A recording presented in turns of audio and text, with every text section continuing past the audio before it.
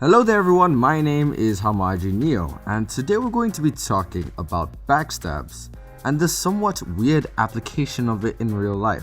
Now, would a backstab in real life actually kill a person? Before I start the video, let me begin by saying that I've yet to learn advanced human biology such as nerves, individual muscle use, etc. I'm not a fully certified doctor or biologist, so stuff I say may come out as incorrect, but do feel free to correct me in the comments below.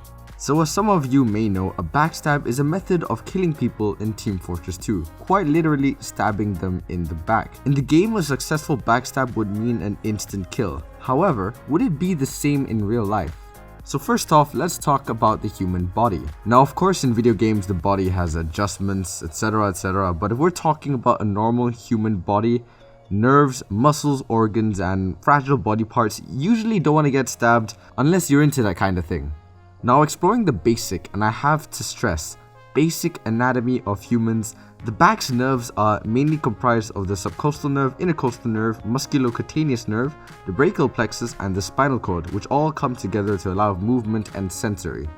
But I want to start off by exploring the vulnerable areas of the back. So first off, where is the knife actually able to reach? Well, using the scout as an example, we can see that the knife goes through the back completely, all the way to the front area of the body, as well as some space to move around. Now if we're talking about a knife into the back, the main vulnerable areas and most effective areas to stab would be the spinal cord, heart, lungs, arteries, carotid, kidney, colon, and almost every vital organ would technically be exposed. Well, the carotid being in the throat actually, so we'll talk about that later. Firstly, the spinal cord. The spinal cord conducts sensory information as a minor reflex center. Now as for the heart, if the spy were to try and stab it, and heart stab wounds usually result in death from 5 to 10 minutes, but in some cases people have actually survived for days with these kind of wounds. To strike the heart itself, the surest location to strike is between the 4th and 5th ribs. If the spy were to aim for the lungs, for example, there would be many factors and a lot of complications. Bleeding into the lungs and drowning is probably the biggest complication there is, as well as blood loss in general. However, the lungs also have the rib cage as a form of protection. Survival is actually quite possible, again depending on the size of the wound. And as for your throat, if the spy were truly skilled, which I'm pretty sure he is, he would go for your carotid artery located in the front of your throat. A severed carotid without immediate intervention would bring you to unconsciousness within 1 to 3 minutes or less, and death would follow shortly. The neck is responsible for a lot of the blood flow between your brain and your entire body. Any cut in general could mean large complications. There's also the internal jugular vein. It's a major blood vessel that drains blood from important body organs and parts such as the brain, face, and neck. Again, also located in the neck. Now, as for protection, the human body actually has several layers of bone, muscle, and skin to defend from stab wounds and general damage. First off, the rib cage. It serves as protection from sharp objects, shock, and whatever else might happen to the outer layer of the body.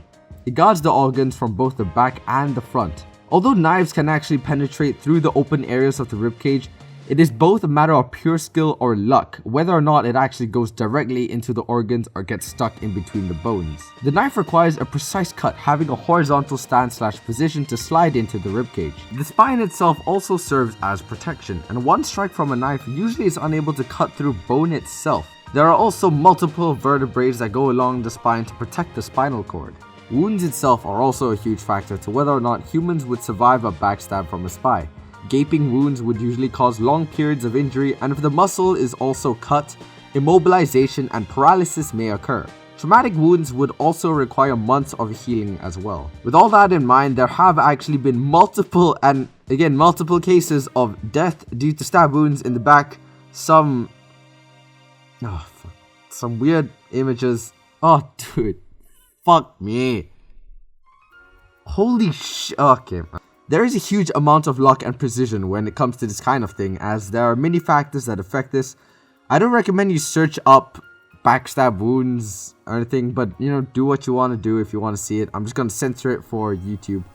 But honestly, I would give, if it were to be like a percentage probability, I'd give a backstab wound chance to kill a good like 35%.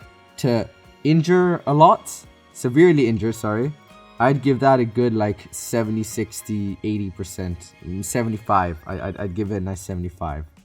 And that's about it. So thank you everybody so much for watching. If you liked the video, please press the like button. If you didn't like it, please tell me in the comments below. You can also dislike it, that's fine. I'm sorry if the research could have been better. I don't really know what to talk about in this sort of subject because I'm very new to talking about biology in this kind of form without like having pre-written answers. Like, you know, for IGCSE we do that thing. But for this kind of video, it's more experimental. So other than that, thank you everybody so much for watching. Please like the video if you liked it. Please subscribe if you want to see more. Now is my summer holiday, so I will be trying to make more videos, and I will be explaining why I disappeared very briefly. So thank you everybody, and I'll see you guys in the next video. Bye bye.